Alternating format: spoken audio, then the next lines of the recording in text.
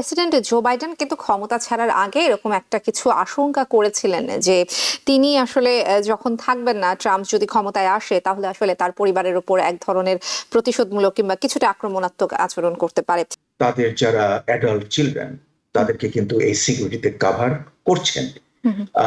এর আগে আমরা দেখছি অন্যরা করেছে, বাইডেন করেছে, ডোনাল্ড ট্রাম্প করেছে। কিন্তু ডোনাল্ড ট্রাম্প যখন করলো, তারপর যখন বাইডেন পাওয়ারে আসলো, সে কিন্তু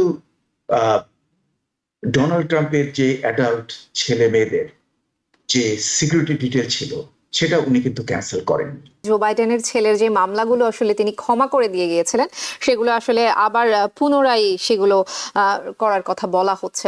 সেই ক্ষেত্রে আসলে আইন কি বলে? রিসেন্টলি আমরা দেখতে পাচ্ছি যে ওনার এক্সিকিউটিভ অর্ডার, আমার মনে হয় আমাকে ইতিহাসে কেউ এত এক্সিকিউটিভ অর্ডার আগে কখনো ব্যবহার করেনি। উনি সুপ্রিম কোর্টের বিরুদ্ধেও এই ধরনের এক্সিকিউটিভ অর্ডার ব্যবহার করছেন, যাদের ইমপিচ করবেন তার স্টেট সেক্রেটারি বলছেন, এবং ভাবতে এরকম যে আসলে সুপ্রিম কোর্টের বলার কিছু নাই। প্রেসিডেন্ট জো বাইডেন কিন্তু ক্ষমতা ছাড়ার আগে এরকম একটা কিছু আশঙ্কা করেছিলেন যে তিনি আসলে যখন থাকবেন না, ট্রাম্প যদি ক্ষমতায় আসে তাহলে আসলে তার পরিবারের উপর এক ধরনের প্রতিশোধমূলক কিংবা কিছুটা আক্রমণাত্মক আচরণ করতে পারে। সেই শঙ্কা অনেকটা বাস্তবায়ন হলো বলে আসলে মনে হচ্ছে। ট্রাম্পের এই ধরনের প্রতিশোধমূলক আচরণকে আসলে কিভাবে দেখছেন? জি, ডক্টর মুস্তাফা সারওয়ার। এটা আমার মনে হয় একটু ভিন্ন ধরনের ব্যাপার হলো। মানে আমেরিকার যে স্ট্যান্ডার্ড যেটা হয়, সাধারণত প্রেসিডেন্টরা যে 6 মাসের মতন তাদের যারা অ্যাডাল্ট চিলড্রেন তাদেরকে কিন্তু এই সিকিউরিটিতে কাভার করছেন। এর আগে আমরা দেখছি অন্যরা করেছে, বাইডেন করেছে, ডোনাল্ড ট্রাম্প করেছে। কিন্তু ডোনাল্ড ট্রাম্প যখন করলো, তারপর যখন বাইডেন পাওয়ারে আসলো, সে কিন্তু ডোনাল্ড ট্রাম্পের যে অ্যাডাল্ট ছেলে মেয়েদের যে সিকিউরিটি ডিটেল ছিল সেটা উনি কিন্তু ক্যান্সেল করেননি, কিন্তু ডোনাল্ড ট্রাম্প করত। আমরা জানি যে ডোনাল্ড ট্রাম্প ভিন্নতর। আমার যেন মনে হয় যে একটা ট্রেডিশন মেনটেন করা, যে প্রিভিয়াস গভর্নমেন্টের অনেক হয়তো পলিসিগত ব্যাপারে হয়তো দ্বিমত হতে পারে, কিন্তু তার অর্থ পলিসি দ্বিমত ইজ নট অ্যানিমোসিটি। আমরা আশা করব যে এটা যেন অ্যানিমোসিটির দিকে না যায়। মানে পলিসির পরিবর্তন হতে পারে, পলিসি ডিফারেন্ট হতে পারে, হ্যাঁ, রাজনীতিতে তো থাকবেই একটা দলের সঙ্গে আর একটা পার্থক্য, এক ব্যক্তির সঙ্গে আর এক ব্যক্তির পার্থক্য, রাজনৈতিক মতবাদ এবং বিভিন্ন চিন্তা এবং বিভিন্ন ইমপ্লিমেন্টেশনের দিক থেকে। কিন্তু সেটা যেন ব্যক্তিগত পর্যায়ে একটা শত্রুতার দিকে না যায়, সেটাই আমাদের আশা থাকবে। আমি আশা করব যেন এই ধরনের জিনিসের খুব একটা মানে না হয়, রিপিটেশন না হয়। এটা দেশের জন্য খুব একটা মঙ্গলজনক ব্যাপার নয়। আমরা সবাই বিভিন্ন দলের বিভিন্ন আইডিয়ার আমরা ধারণ করি, কিন্তু তার অর্থ নয় যে আমরা একটা সংঘাতের দিকে যাব। সেটা একটা ডেমোক্রেটিক কান্ট্রি লাইক আমেরিকাতে সংঘাতটা খুব একটা ভালো জিনিস নয়।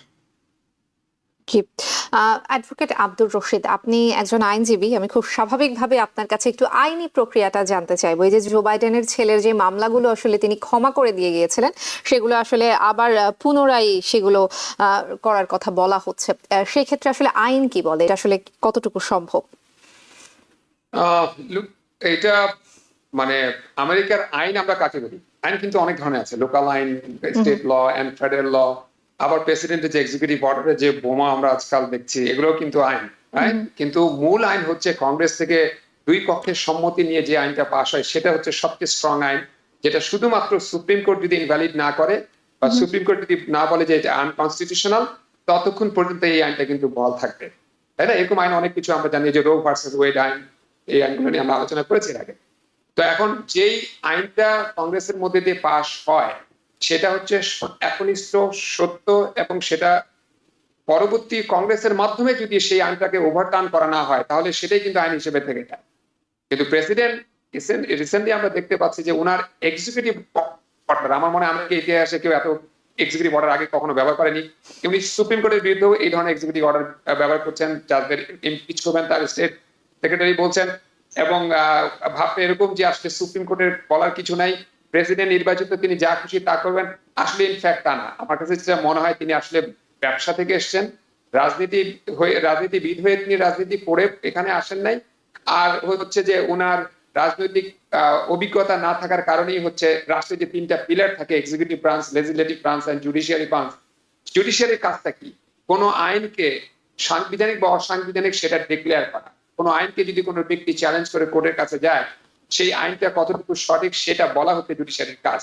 কিন্তু এগুলোকে বর্তমান প্রশাসন বেশিরভাগ ক্ষেত্রে আমার কাছে আপাত দৃষ্টিতে মনে হয় অগ্রাহ্য করছে। এবং জাস্টিস রবার্টের আপনারা আজকে একটা বক্তব্য দেখবেন যে সুপ্রিম কোর্টের চিফ জাস্টিস রবার্ট তিনি বলে সেটা কতটুকু পর্যন্ত থাকতে পারে তার একটা রেড লাইনও কিন্তু উনি আজকে তুলে ধরে কথা বলেছেন। তো এখন কথা হচ্ছে, যদি ট্রাম্প মনে করে তিনি তুলে দিবেন, তিনি তুলে দিতে পারেন, যেহেতু মাইট ইজ রাইট, ওনার এখন ক্ষমতা আছে, ওনার সাথে কংগ্রেস আছে, উনি ইচ্ছা করলে অনেক কিছুই করতে পারেন। কিন্তু যেটা লজিক্যালি হওয়া উচিত, এক হচ্ছে বাইডেন যেটা করেছে সেটা লজিক্যালি কতক্ষণ সেই পার্সপেক্টিভে, কারণ হান্টার বাইডেনের বিষয়টা খুব বার্নিং একটা ইস্যু ছিল, এটা কতটুকু উনি লজিক্যাল করেছেন এটা যেমন গুরুত্ব রাখে আলোচনার, এট দ্য সেম টাইম আরেকজন প্রেসিডেন্ট এসে প্রিভিয়াস প্রেসিডেন্টের যে পার্ডন ক্ষমতা, এটা কিন্তু মানে কংগ্রেশনাল পাওয়ার, যে প্রেসিডেন্ট ইচ্ছা করলে কিন্তু মৃত্যুদণ্ড প্রাপ্ত আসামিকেও কিন্তু ক্ষমা করতে পারে।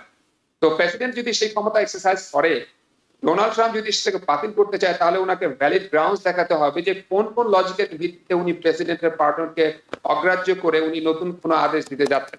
এটা জনগণের কাছে নিয়ে আসতে হবে। It is a democratic country and we need the argument with explanation, and once we get the right argument and explanation, then people may think that this is the right decision. But so far I can understand যে এগুলো অনেকটা vindictive হয়ে গেছে। অর্থাৎ Biden একটা সময় মনে হচ্ছিল যে সে ক্ষমতা থাকাকালীন সময় ট্রাম্প নিয়ে ডেমোক্রেটরা যেভাবে বিষোদ্গার করছিল, এখন ট্রাম্পের রিপাবলিকান দল ক্ষমতায়, ট্রাম্প এখন ক্ষমতায়, ট্রাম্প মনে হচ্ছে কিছুটা প্রতিশোধ পরায়ণ হয়ে উঠেছে, এরকমও কিছুটা ভাব আমরা দেখছি। আসলে বর্তমান আমেরিকাতে আপনি সঠিক কোন সিদ্ধান্তে এই মুহূর্তে পৌঁছাতে পারবেন না, বিকজ আমরা দেখছি lot of confusion, lot of misunderstanding, lot of here and there things are going on. ট্রাম্পকে প্রেডিক্ট করা খুব ডিফিকাল্ট। আপনি যদি ডট গুলো মিলিয়ে তার যদি পাজলটা আপনি অ্যাড করতে চান, তাহলে আমি বলবো তো সিদ্ধান্ত নেওয়া বা তাকে প্রেডিক্ট করা it is really very difficult at this. তো আমাদেরকে ওয়েট করতে হবে যে what he going to do, and based on that আমরা পরবর্তীতে এই বিষয়ে আরো চূড়ান্ত মন্তব্য দিতে পারবো।